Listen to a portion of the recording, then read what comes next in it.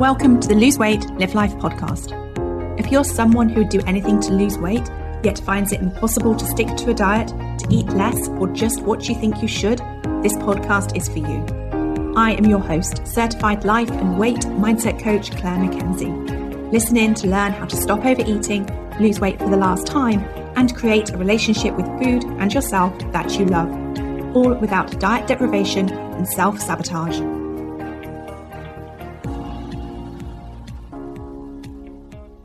Hi everyone, and a very warm welcome to podcast episode number 146, How to Not Gain Weight in December. So I have much to share with you today. First of all, today of course is Black Friday, and the only sale we run each year is very much alive and happening right now. So if you've been thinking of making yourself a priority and doing the work to improve your emotional and physical well-being whilst becoming the weight you want to be, now is your time. Go to thebestyou.coach/black to find out all the details. Secondly, I have a bonus for you with this episode, and that is that after I talk to you about how to not gain weight in December, you have got the opportunity to listen in to one of our weekly Academy Coaching Q&A calls. So if you're curious about joining the Academy, you've got the opportunity to see what it's like to join with us, to be there with us, where you're going to hear me talking about weight loss firsthand. So in the Academy, we have 2 or 3 live calls each week, and you can join us live if the time works for you, if it fits with your schedule, or you can watch or listen to the replays. As you will see in this call, members who couldn't make the call live posted questions in our Facebook community ahead of the call so that I could address them, and then they could listen at a time that worked for them. But first, let's talk about how to not gain weight in December. I want to share 5 tips with you. The first thing I want you to consider is that there's a difference between enjoying the foods you love and overeating. Okay, and so again, there's a difference between enjoying foods you love and overeating. One does not need to equate to the other. Enjoying the foods you love does not need to lead to overeating. It's so easy to think that overeating is enjoying the foods, but it's simply not the case. So what does enjoying the foods you love without overeating look like for you? I'd love you to answer that question. I think it might look like you paying attention to what you really want and not just eating Christmas foods, for example, because they're available. You're not just eating until you're stuffed because maybe the food is on offer for free at a work party. When you think about how you want to eat over the festive period and you think about the foods you really look forward to and you differentiate those from foods you eat for the sake of it, then you're going to create a different experience for yourself and you're going to be less likely to gain weight. So for me, that would be Christmas pudding. So I would never choose to eat Christmas pudding if it was offered to me as a dessert at a restaurant. But when there's leftovers in my fridge, if I'm not careful, I find myself eating it without really enjoying it. I find myself eating it just because it's there. It's been sat in the fridge for like 3 days. Another family member really wanted us to have Christmas pudding, and then of course they don't eat it. And so I end up eating it. There's also something to be said for having a little bit of what you fancy without eating whatever it is you fancy and enjoy to excess or until it's all gone. This is something we teach you how to do in the Academy because, of course, eating foods or not eating foods to excess that you really love in principle makes sense, but doing it in practice when your primal brain is compelling you to finish it all up, for example, can be incredibly difficult. The second thing I want you to consider is how you can stay out of diet mentality. During the festive season, a diet mentality can lead you to overeat and gain weight because you kind of unknowingly are telling yourself that you're going to be, in inverted commas, good, or however you phrase it, in the new year. Women who have a healthy relationship with food don't think this way. You're going to want to reprogram your food relationship. You're going to make some small shifts and changes, create new habits, so that you're not constantly talking to yourself about what you should and shouldn't be having, so that you're not making foods you enjoy something about being rebellious or treating yourself. Thirdly, I want you to consider downplaying or balancing the enjoyment you get from food over the festive season with enjoyment you get from other festive traditions, and enjoyment from connecting with family and friends, and enjoyment with having extra time for yourself to rest or to do something. When we get good at creating positive emotion from creating the feelings we want to feel more of in non-food ways, it's much easier to not be constantly turning to food to feel better or to make our day better. Learning how to create positive emotion in your life intentionally on purpose is a skill that you can learn, okay? And it's brilliant. It sounds fantastic, doesn't it? How can we feel better? How can we focus on the positive, feel gratitude, feel joy, feel connection, whatever it is that we want, just feeling that Christmassy feeling. As a midlife woman focusing on health and weight loss, it's important to acknowledge the holiday season can stir up a mix of emotions. So while some friends may be looking forward to festive activities and mince pie indulgences, no, it's also a time when feelings can emerge of stress or sadness. And it's okay if you find yourself grappling with some complex emotions during this period, whether it's because you are dealing with a loss, whether it's because of past Christmas disappointments, whether it's because you're feeling the pressure to do it all. It's really important that you know that these feelings are shared by many people and they are all valid. Also during this time, you might be feeling overwhelmed, have some anxiety or just irritable. And remember, you're not alone in these feelings either, and it doesn't reflect negatively on you.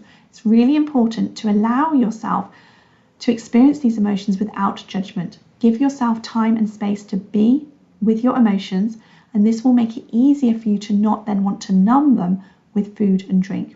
We teach you how to do all of this in the Lose Weight, Live Life Academy. The fifth thing that I want to suggest for you over the Christmas period is to practice staying intentional. This means practicing both thinking ahead of time what you want and how you can create whatever it is that you want for yourself. It involves you being in the moment with yourself and others. This concept can be a guiding force for personal fulfillment and meaningful interactions. So here's how you might go about doing that. Number one, get really clear about what you want. What do you truly want from this festive season? Don't think about what you think you should want. What do you honestly want? Is it more quality time with family, or is that the last thing you want? Is it a chance to relax and rejuvenate? Or is it about maybe what is important to you is actually maintaining your health routines amid the festive indulgences? Define what you want clearly as action-orientated goals. This looks like the small daily habits that will help you create what you want. Don't focus on the outcome goal, focus on the habitual action goals. Okay? And this will help you navigate the season with purpose to get what you want from it.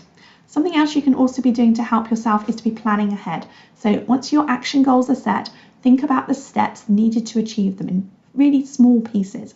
It's about spending quality time. If it's about spending quality time with loved ones, plan activities or set aside specific times for these gatherings. If it's about maintaining your health, think about how you will balance festive eating with your nutritional needs and moving more and getting outside for some fresh air. Planning helps in you align your daily actions with your overall intentions. Also, being intentional isn't just about planning. It is, as I mentioned, about being fully present. During Christmas gatherings, engage deeply with those around you. Listen actively, share stories, create memories. This also applies to solitary moments. Whether you're enjoying a quiet cup of tea or coffee or taking a walk, be fully present in your experience. And whilst it's great to have a plan, the festive season can be unpredictable. Be prepared to adapt if something doesn't go as planned. Take a moment to reassess and realign your actions with your intentions. So if something doesn't go to plan, notice what the situation is, the circumstances of the situation, notice what your thoughts are about it, notice how you're feeling, and then take a moment and reset yourself and work out what it is important for you in that moment, what you want, and realign your actions with your intentions by thinking differently if you want to. Also, I suggest that at the end of each day, take some time to reflect. Ask yourself, did your actions align with your intentions? What could you do differently tomorrow? And lastly, remember to be kind to yourself. The holiday season can be demanding, and it's okay to have moments where things don't go as planned. So practice self-compassion, okay? That will also help you stay intentional. Oh, and you also might want to consider sharing your intentions with family and friends. It not only creates a support system, but also helps in creating shared experiences, again, to help you create what you want. So in essence, staying intentional over the Christmas period is about creating a festive experience that resonates with your personal values and goals. So it's a blend of thoughtful planning, mindful presence, and adaptive flexibility, all wrapped up in a blanket of self-compassion and shared joy. Okay, so if what you've just heard here resonates, if you would like step-by-step guidance for how to do all of this, we start next week on 30th of November in the Academy.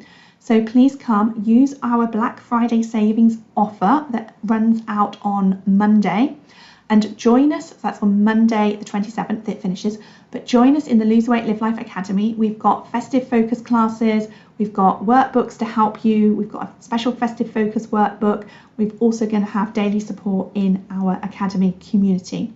And to find out all of the details, go to www.thebestyou.coach/festive if you want to work with us on our festive program, where you can find out what we're doing in December and links to our Black Friday savings whilst they're available. But I can also give you a bit more insight about what those classes are going to be now. So our weekly festive focus classes. First one, as I said, is on Thursday, 30th of November. It's called A Plan for December, and it is where it's really important for you to do this class. So we're going to be covering so much in this class. We're going to be helping you set your festive intentions. We're going to help you create what we call your Christmas food frameworks and make some of those decisions around how you want to be eating. We're also going to be talking about Christmas planning for meals and social occasions. We're going to be looking at family food traditions. We're going to be talking about how to manage over-desire for certain Christmas foods, how to stop eating when it just tastes so good, how to avoid falling into that all or nothing mindset, and how to avoid giving up and telling yourself you'll start again or get back to it in January. So it's a lot there for one class, but we are going to do as much of that as possible. Then the following week, we have got an evening class on the Tuesday where we are going to be focusing on taking care of you. So we're going to be helping you be intentional about taking care of yourself during the festive season, whether you are hosting family gatherings, whether you have Christmas parties, whether you're cooking on the day or organising visits to others or spending time alone. Chances are the festive season brings some specific challenges. So we're going to help you with all of those. We're going to also look at thoughts that you may be having about yourself, body image and how you look. Again, we're going to be talking about staying out of diet mentality. We are going to help you with strategies for not overeating the food that no one else is eating. So that, as I said, is a bit like the Christmas pudding in my fridge one.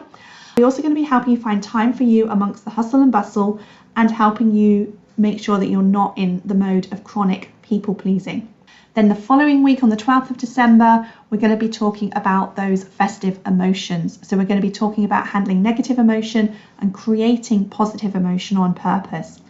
We're going to look at how to find calm in chaos, peace in grief, and how to deal with the disappointment of failed expectations and feeling unappreciated. And as I said, we're going to look at the positives as well, how we can create more comfort, more joy, more connection, more appreciation, and if you want it, excitement. Okay, then the week before Christmas, we are going to be talking all things food, family, and friends. Okay, so we're going to revisit your Christmas food plan and look at how you're thinking and feeling about food, family, and friends, and more, so that we can identify any challenges or obstacles that you think might come up. So if we've got food pushers in your family who just want to love you with food, we're going to help you put a plan in place for how to deal with them so that you can see the results you want throughout the festive season.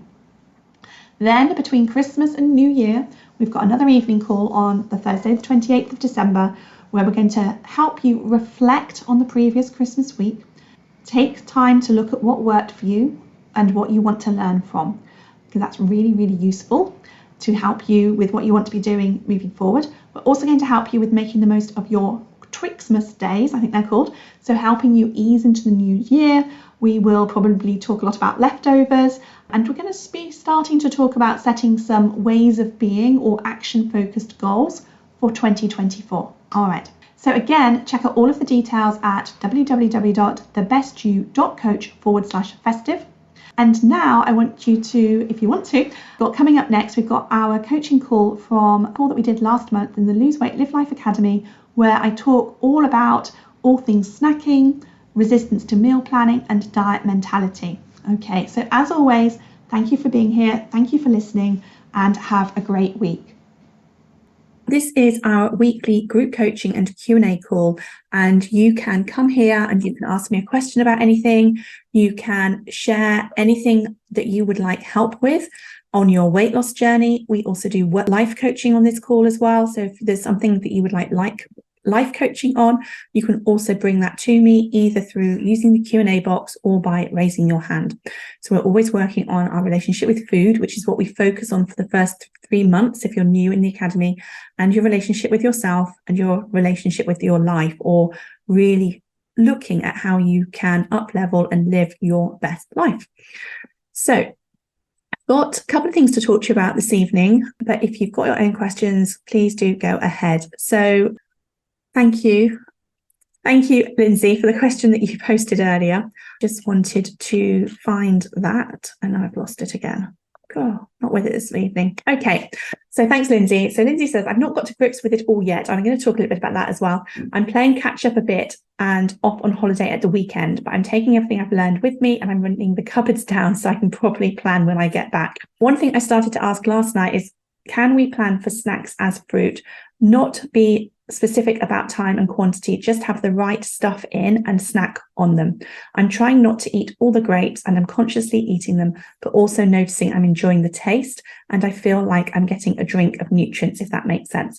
I've also upped my water intake and have started working through the workbook. Life is a bit manic at the moment, but everything I've read or listened to or seen is really clicking. So that's really great to hear. And thank you for asking the question. I'm going to talk about snacking.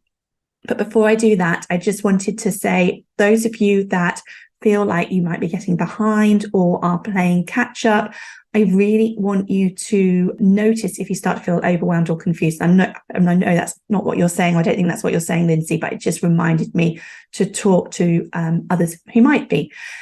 So if you start to feel like you're getting behind, I really want you to think about how you can make this as easy for you as possible. The easier you can make it, the more comfortable you can feel with your approach, the more you can let go of there being a right or wrong way to do this, and trusting that you can make it your way and that's all that matters is really important. So if we fall into that perfectionist thinking, if we have to keep up and doing it all, or else we've got behind or we're failing in some way, it's going to make it more difficult for you to come back and do it, because you're going to have some self-judgment there, because we've all been conditioned to judge ourselves and think there's a right and a wrong way, and there just isn't. It's just all different social constructs. So I want you, if you feel that way, if you relate to what I'm saying at all, then I want you to be asking yourself, what is the best way for me to be doing this? What does that look like for me? What experience do I want to create for myself with this? And that might be deciding that actually, and this would feel like a gift to me, or it would have done at times, almost like gifting yourself 90 minutes and going to a coffee shop at the weekend with your laptop or your phone and your journal and some worksheets printed out and maybe some headphones to listen, and go and gift yourself that time and create doing it in a really sort of pleasant environment, and make that, special and sacred for you. That's one approach that I really like the idea of and recommend and love. But for some of you, that just won't be possible. And so for some of you, it might be that it looks like you finding 20 minutes most days of the week, or it doesn't have to be every day, either at your lunchtime if you have one, or early morning or an evening, and creating that experience for you then. Again, I always associate self-coaching and journaling and doing this type of work with having a nice cup of coffee. That is really important to me, and also being comfortable, making sure I'm warm and cozy. So think about what you want that to look like. For others of you, the best approach might be to literally be doing the sort of listening work and the application work in like 5 or 10 minute snippets.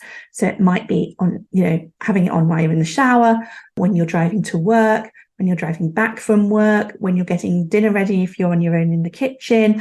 And it might be literally trying to grab 5 or 10 minutes whenever you can. And if you relate to that, then you're going to want to look at how you are accessing the material. And it might well be that the private podcast, because that's going to remember where you got up to, unless it tends to have a mind of its own in the car, which is what mine seems to do. I seem to suddenly miss things and realize it's been playing with the volume down low. So figure out how not to do that, because that's what I struggle with. But anyway, and then you can like stop and start it pretty easily, and you've always got the next bit to listen to. Also, the other thing that's really important is that you don't just passively consume the information. Passively consuming the information will help you, but when you do the application work and you do the worksheets, but not only that, when you learn the skill of paying attention and noticing your thoughts and your feelings and starting to question them, that's when you're going to start to see the real results and the sort of fundamental shifts at the causal level. So changes in your brain, your mind and emotions. We'll be talking more about mind and emotions in the coming weeks, the Food for Thought program, if you're new. That's when you're going to start to feel those shifts and notice what an easier weight loss journey can look like, a more sustainable weight loss journey can look like. So then that's when you're going to sort of start to see that it really does feel like what I call weight wellness. You don't have to lose all your weight to experience that. Okay, now I'm going to talk about snacking. Okay, and if you've got any questions, then do please come on in and ask me. So snacking is one of those things where I'm going to sort of say some things, but I also want you to know that I'm not going to tell anybody not to snack. So I would really encourage you to think about what your thoughts are on snacking. What do you believe about having snacks? Do you think they're necessary? Do you think they are required? Do you think they are about nutrition and nourishment? Do you think they're about giving yourself energy? Do you think they're about giving yourself a treat? Could be all of the above, but just start to be really conscious of your thoughts around snacking. Snacking is one of the areas where I talk about how we're fish in water and we don't see the water that is around. Well, not that we are fish, but we don't see the air. We don't see the air that we breathe. It just is. Snacks are often something a little bit like that. They just are.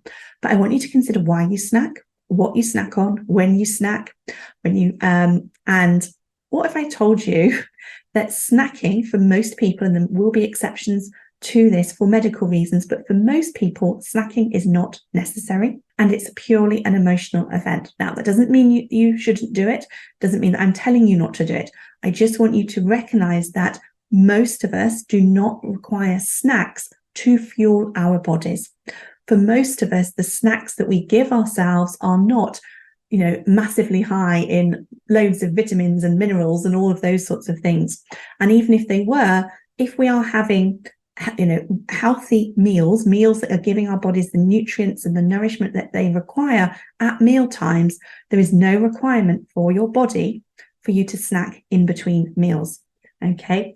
And again, there are going to be exceptions to the rule. People on medication who might need to eat something to take that medication, people with type 1 or type 2 diabetes that are, managing their diabetes with their medication. There's all sorts of, exceptions to that. But generally, if you're a healthy human and you've got excess fat on your body, then there is no need, there's no reason why your body can't go 4, 5, 6 hours between a meal. And if you think about the fact that when you're asleep overnight, your body goes far longer than, the 4, 5, 6 hours between a meal. Now, some of you might be, have, very physical manual work.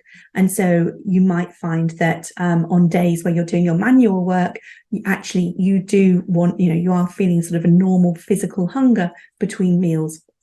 But most of us do not need nutritionally, energetically to be snacking. Okay, that doesn't mean I'm going to tell you not to snack, but I just want you to think, I want you to see, it's a really good way for you to see that snacking is pretty much a social construct.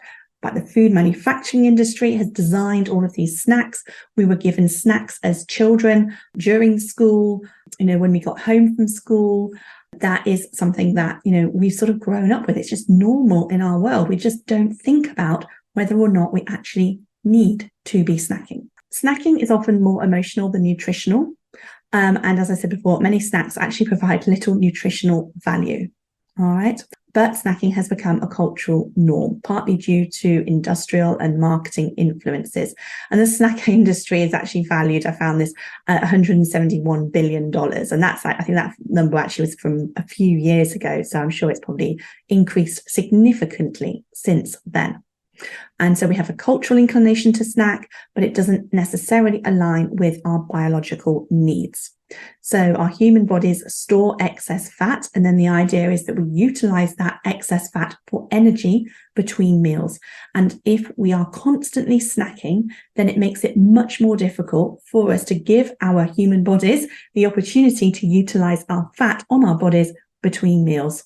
Okay. And when we snack regularly, or we graze on food regularly, we never give our body a chance to use those onboard reserves, our body gets really poor at doing so. And so we actually train our bodies. I was talking about training our brain last night. It's almost like we train our bodies unknowingly to not use our onboard fat. And when the, energy reserves from the meal we've just eaten have all been used up, we find that we have hunger signals going to our brain. And this is actually because of hormonal imbalance, hunger signals going to our brain. So we go out and eat again, but we're never giving ourselves the opportunity to use that weight on our bodies. And some of you may have heard me before using the expression of dining in.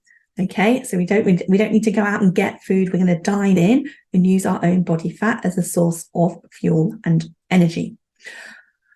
Also consider that the brain is wired, we were talking about this last night for those of you in the class, to seek rewards through activities like eating, releasing feel-good chemicals like dopamine and serotonin. All right. So many of us snack because it's the only time we take a break. If the only time you take a break from work is when you eat or snack, is it any wonder that you feel the need to snack between meals? All right.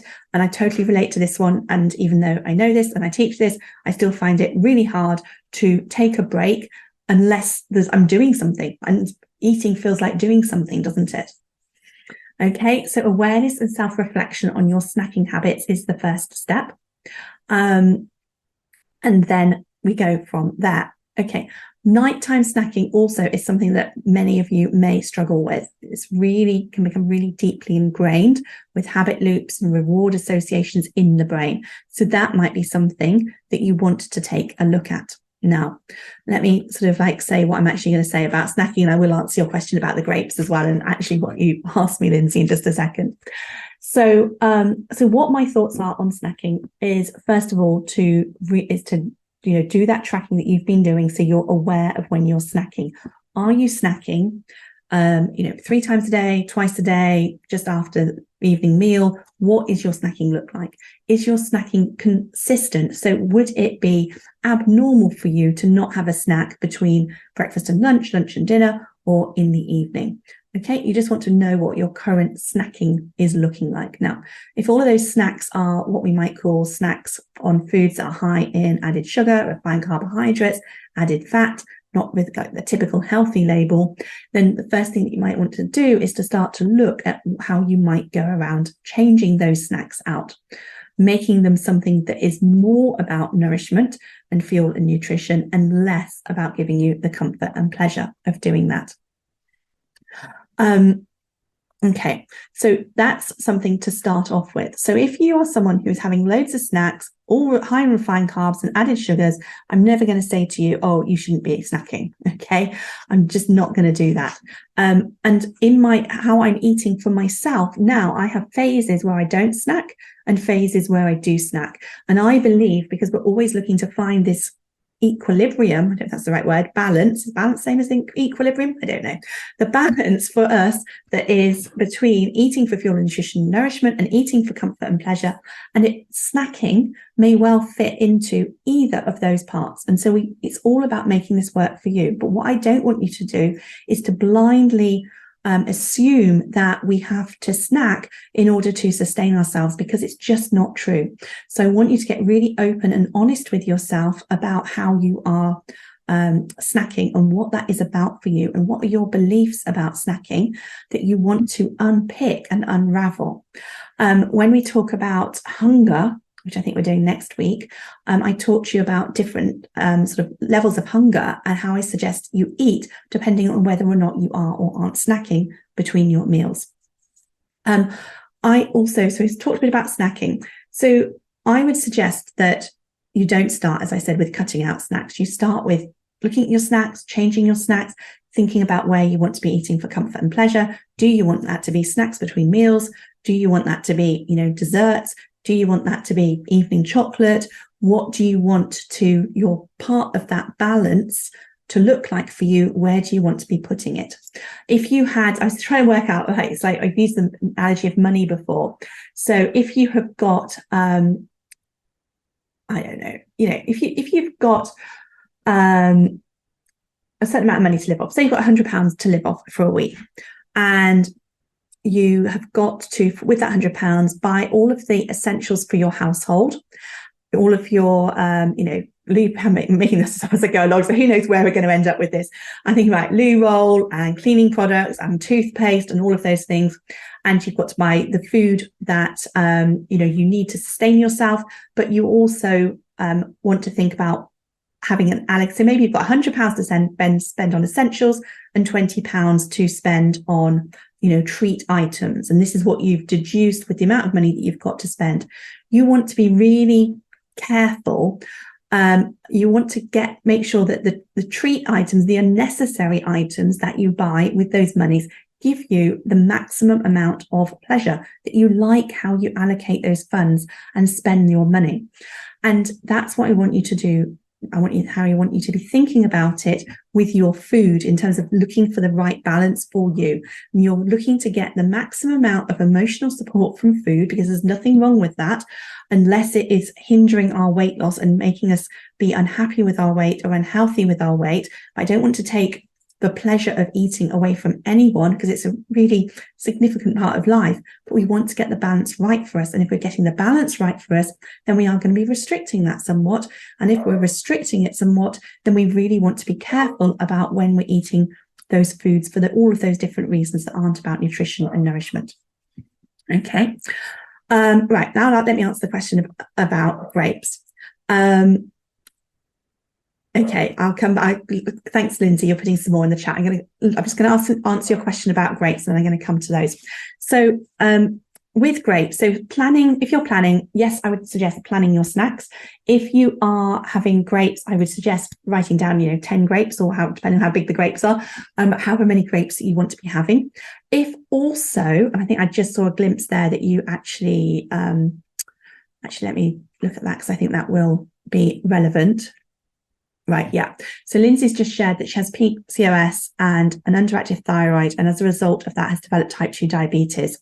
So she's trying to avoid evening snacks, as I just had a meal, I shouldn't need it, but just in the afternoon, sometimes have fruit. Okay, so what I would suggest, especially with the type 2 diabetes and the PCOS as well, is that you don't have fruit on its own. So I really suggest that you pair the fruit with some fat or maybe a little bit of protein. And fat is actually better than protein, because if you have fruit on its own, it's going to sort of spike your blood sugar. Whereas if you have fruit with some full fat natural yogurt, I'm trying to think about, so you might want to have a little bit of cheese. I know it's not necessarily going to fall in the healthy fat category, but I'd still rather you had it with a little bit of cheese, or some nuts, something like that. It's going to dampen down your spike in blood sugar, which is also going to then mean that you're not going to have such a big insulin response in response to that. So what we want to be doing is having sort of like evening out our blood sugar levels, rather than having these ups and downs. So do pair the grapes with something, is my recommendation.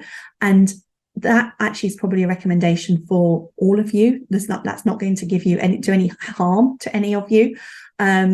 As I mentioned before, research shows that as we go through perimenopause and into menopause, we do become more insulin resistant. Zoe Health has done the research on that, and that means that we want to be more careful about eating foods that will spike our blood sugar, cause our bodies to release more insulin. The more insulin that we release more frequently, more often, in bigger quantities, the more insulin resistance we're going to get, and insulin resistance often precedes type 2 diabetes. Okay, so we all want to be looking to sort of even out those blood sugar levels. So rather than have fruit on its own as a snack, I would pair something with it. The other thing, if you really enjoy fruit, you might want to do is have it at the end of a meal. Okay, so that can work well for you as well. So Lindsay says, I'm plant-based. Okay, so I've just given you, so nuts would be okay, maybe not the cheese. You might want to look at some plant-based yogurt alternatives. As always, check the sugar content of those. So you're looking for some healthy fats to have with your grapes if possible. Nuts, seeds are the ones that come to mind right now. Okay. Lindsay goes on to say, today was more about opening the fridge door. Oh, look, there are the grapes and popping in a few. So if I have planned it, I'm allowing it, but still wondering if I actually need it. Okay, I understand. Right. Thank you. So you probably don't need the grapes. So it'd be really useful for you to pay attention to when you start to think you need the grapes and to observe what you're experiencing when you are having the thought, like, is the desire to have the grapes coming from the thought that you need them? Is the thought that you're hungry? Is the thought that, oh, they'd be nice, they're sweet, they're refreshing, they're nutritious? Find out what are the thoughts that are creating the desire for the grapes. When we open the fridge door and see something, it's the fact the grapes are there, and it's that trigger, isn't it? It's that visual stimulation, going back to Pavlov's dogs, that I was talking about yesterday, that's visual stimulation to eat the grapes. So planning is going to help you not do that. And what I would say with planning is put the grapes on your plan, or put the grapes and the nuts together on your plan. And if you notice that you're not hungry, then don't have them. If you notice that you're not particularly bothered by having them, then don't have them.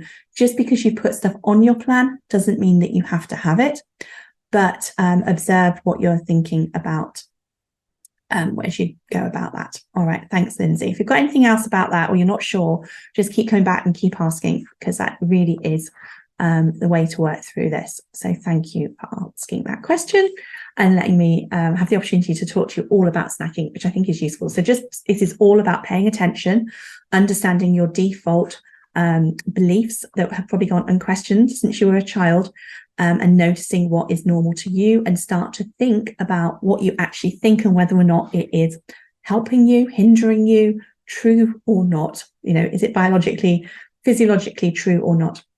The other thing I wanted to talk about this evening, if anyone else has got any questions at all, by the way, please do go ahead and pop it in the Q&A box, or raise your hand if you would like to come on and get coached. The other thing I wanted to talk a bit more about this evening was a topic that came up on the Food for Thought call last night, which is around planning and feeling resistance, and possibly, planning reminding you or triggering thoughts that you associate with dieting. And for some of you, this feels very I'm trying to think of the other word for resistance, but you notice a lot of resistance. You notice you really don't want to go there. And I use the word diet trauma. And so I want to talk more about that. So first of all, I want to talk about, recap why it is, for those of you who weren't on the call, that I want you to be planning. Okay. I want you to be planning because I want you to get good at making food decisions with your human brain. So when we plan what we're going to eat, the day before, or at least like a good sort of 6 hours or 4 hours, maybe 6 hours, I would stick with, before we're going to eat it, you're using a different part of your brain than when you make the decisions in the moment. So when you open the fridge door and you see the grapes and you fancy the grapes, that's your primal brain in action. It's your primal brain's job to have you eat those grapes, because remember, your primal brain is designed to manage your relationship with food for being in the wild, for being an animal. See something delicious as grapes, sweet, juicy, all of those things. Of course, your primal brain is, we should definitely eat those. All right. This is why we want to have the plan, because when you're planning, you're able to weigh up the pros and cons. You're able to take on board information that I've shared, such as don't eat grapes on their own. Your primal brain's not going to be thinking that. You might just catch yourself, if you're lucky, and see the nuts next to it. But otherwise, your primal brain's just going to be like, you just got to eat the grapes. So you want to be using your human brain to make more of your food decisions. You want to get practiced at doing that. So your human brain, so your primal brain gets quieter. You want to empower yourself to decide how you want to eat to lose weight. It's really difficult for you to get a little bit scientific and very pragmatic about how you want to eat to lose weight if you're not planning, because you haven't got the awareness to how you're eating and what you're eating and when you're eating and why you're eating that I want you to have. Eating is so habitual, so normal. We have to, take ourselves away from ourselves to start to look at this with a fresh perspective. Planning supports you doing that. Planning also enables you to identify when your primal brain, your mind, and your emotions want to override your human executive decision-making about how you want to eat to lose weight. Your planning enables you to see those points of conflict so that you can be aware of them. When you're aware of them, you can start to understand them. When you understand them, you can put strategies in place for them. When you put strategies in place for them and practice those strategies, you build more skills and capability, and then it gets easier for you to eat the way you want to lose weight.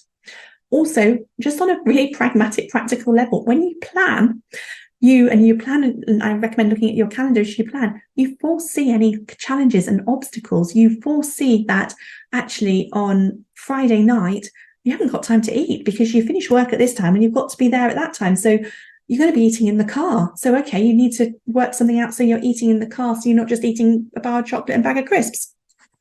Okay.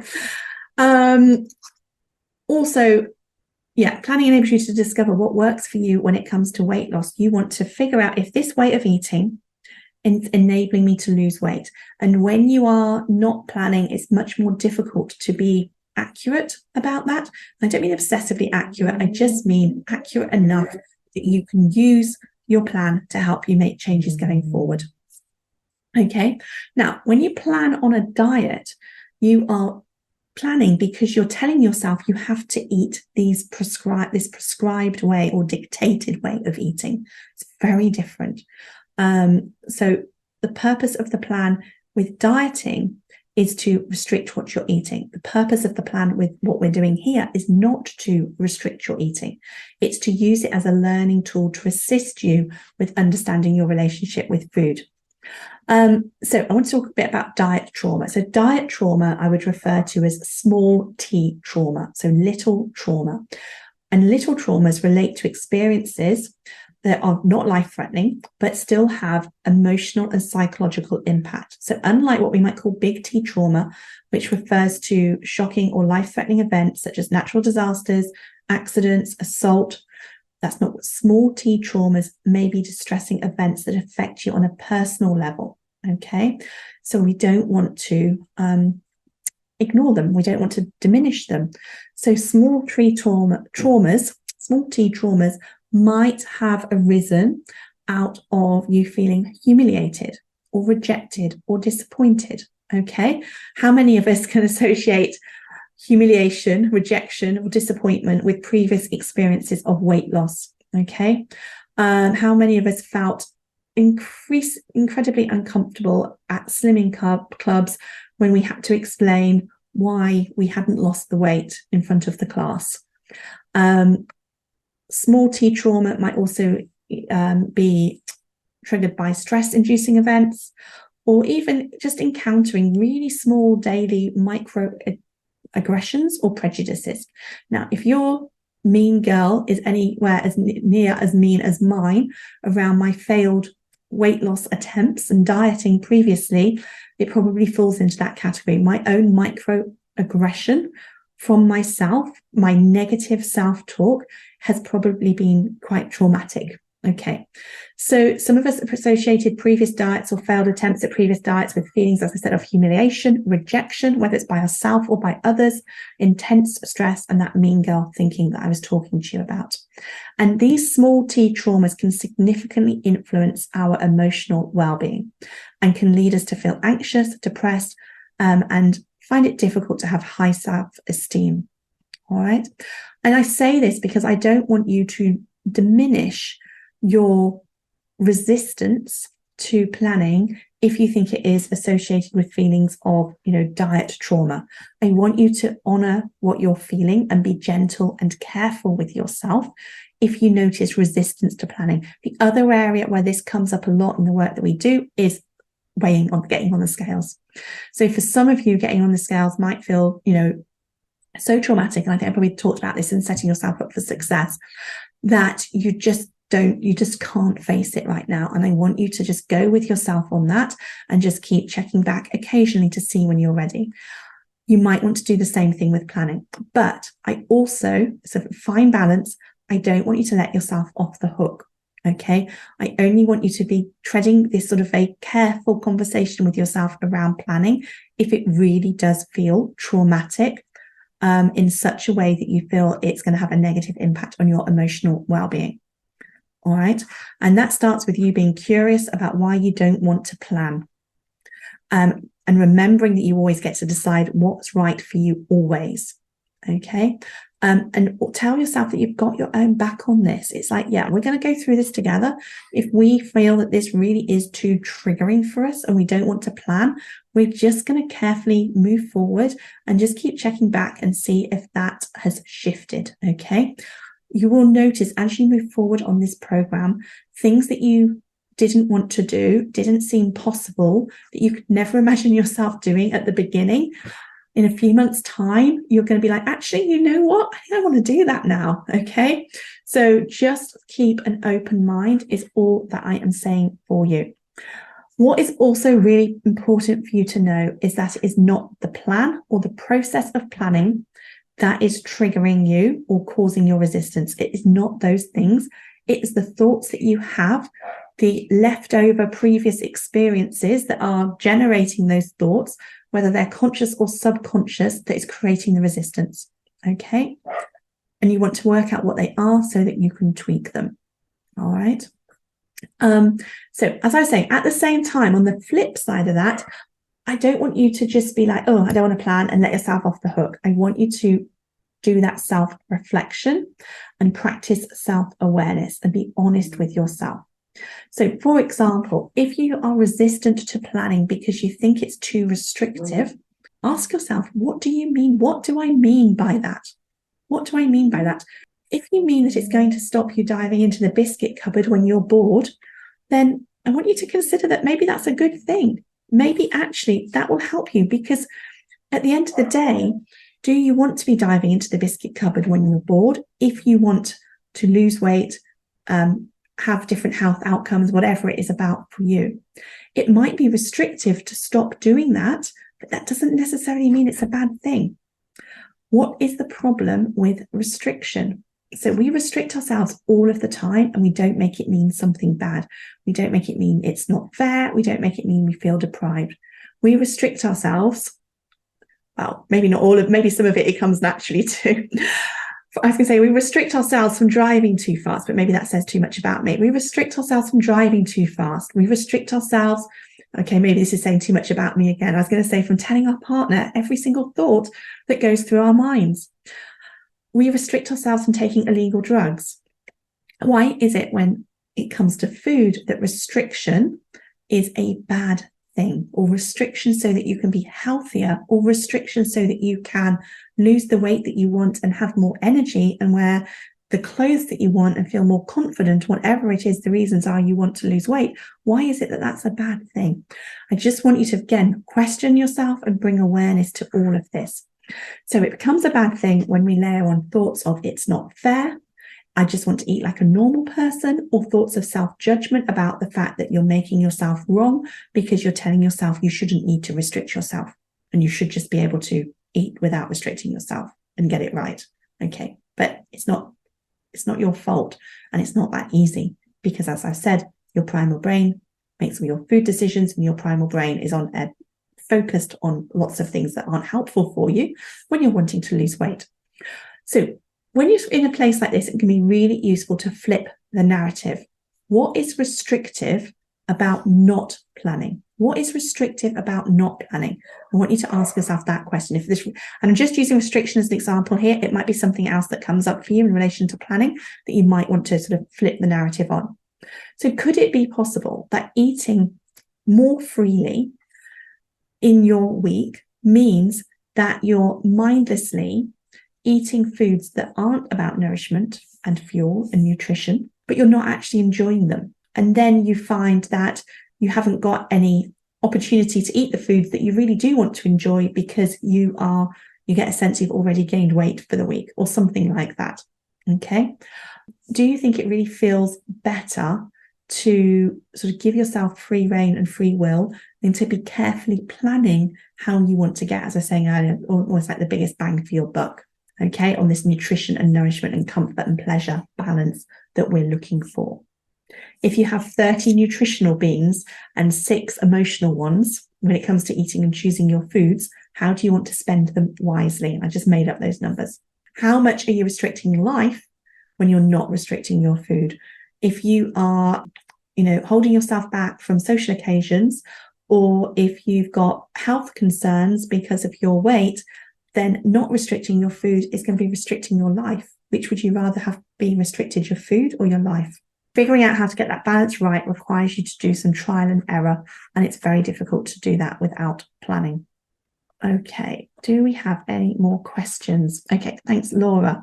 Laura says, I don't snack, but if I don't have breakfast, then I find mid-morning I get hungry and reach for the biscuits, but I don't always have time for breakfast or it's too early. Okay, everyone's different when it comes to breakfast. Some of you will find that if you have breakfast, you're more hungry than if you don't. Others of you will find that not having breakfast just doesn't sit right with you, and you're better off if you have breakfast. Start to trust yourself. But what I suggest you do is you want to plan your snack, okay, so that you're not reaching for the biscuits. So if you don't have time for breakfast, then I would ask yourself why that is. Is it because some days you need to leave for work maybe earlier than others? It sounds like what it might be like if you say it's too early. So it sounds like you don't like eating so at a certain time, but you're better if you have breakfast. So just get really clear on, okay, what time does it work for me to eat breakfast? And what days or when can I eat breakfast at that time? And what would I like that breakfast to be? And on those days that I don't have time to eat breakfast, when do I want to, what do I want to do instead? Do I want to plan for a mid-morning snack? Do I want to have a half of my breakfast, whatever it is I normally have for breakfast? Do I want to have that mid-morning? Sort of experiment with some different things there. So I leave home at 6:30 if I'm going into work. So I would be asking you, I don't know what time you get to work. Can you have breakfast at work? What would that require you to do? Does it depend on what meetings you have at work first thing in the morning when you get there? I don't know if you are commuting on a train. If you are, can you eat breakfast on the train, or are you driving? But ultimately, it's like, okay, what is the best thing for me to be doing here? And how can I do that within the reality that is my life? So breakfast at work might be an option. Seems like you've got time mid-morning to eat some biscuits. So it might just be that you want to have a really quick breakfast, and you might have time for that at work. So I'm trying to think, what might you do? So I think that, I don't know what things you normally have for breakfast, but sort of whole yogurt, berries, seeds, nuts, healthy, nutritious, and I think that's pretty quick. I love having eggs. Well, I don't actually eat breakfast, but if I did, I would have eggs for breakfast. That's what most people in my family have, eggs for breakfast. That's not going to be something that works for you. It might work on the weekends, but that's not going to work for you on a weekday. You might want to have, I don't know, some hummus and carrots for a mid-morning snack. That might be something else that works. But really think about setting yourself up. So I drive and it takes an hour to get to work. This gives me half an hour before I start work. Okay, so you've got that half an hour. What would it look like for you to have a delicious breakfast, something that feels nourishing, that you enjoy? Maybe want to sit down and have tea or coffee or a drink with it. What does that look like for you? If we think about think about how we treat our, if you've got children, babies, how much we tender to their needs and care for them and want to give them the right foods to nourish them. I want you to be thinking about doing that for yourself. How can you kindly give yourself what you need in the mornings? What would that look like for you? Take the care to do that for yourself. I'm having total brain lapse here and other breakfast alternatives. If you want to post in the Facebook group, then we can crowdsource some ideas, and I can also try and find some other options that might work for you. Another one might be that sometimes people really like is overnight soaked oats. I'm not a fan of oats for breakfast. I find that they spike my blood sugar. They make me hungrier. I know that some people like them. I would rather go with a pure full fat yogurt, berries, nuts and seeds type route without the oats, but everybody's different. Yeah, okay. I think I'll take the yogurts, nuts and seeds, and I can have that mid-morning if I don't eat it. And than when I arrive at work. Okay. So also, yeah, I'm sure if you Google some ideas as well for, portable breakfasts or breakfast that I can eat at work, some people are going to have some really good ideas. All right. Thank you for asking, Laura. Does anyone else have any questions? Anyone else have any questions this evening? No? Okay. All right. Please do post in the Facebook group, ask questions, keep in touch. I would love to know how you're all getting on. And yeah, let me know what we can do to support you. All right. Thanks so much, everyone. Have a good evening and take care. All right. Speak to you all soon. Thanks, everyone. Bye-bye. If you enjoyed listening to this podcast and are ready to live a more intentional life, lose weight as a part of that journey, and create a relationship with food and yourself that you love, then I would be honoured to have you join the Lose Weight, Live Life Academy membership and coach with me. The programme offers different levels of support to suit you, including self-paced learning, twice weekly calls, private coaching, an amazingly caring community, and lots more. Find out all the details about when and how you can join at www.thebestyou.coach/coaching.